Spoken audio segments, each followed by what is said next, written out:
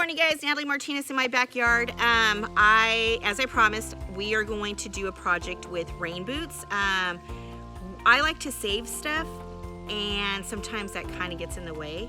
And Goodwill being closed right now, I can't really get rid of these old rain boots.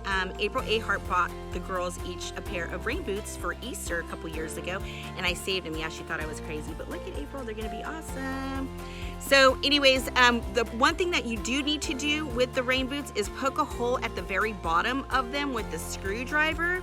That way, when it's time to go ahead and water them, there's some kind of filtration system to go ahead and let the water come out so your plants don't mold. I will bring the girls out in a few minutes and we will go ahead and get started. I hope you like the video. Thanks.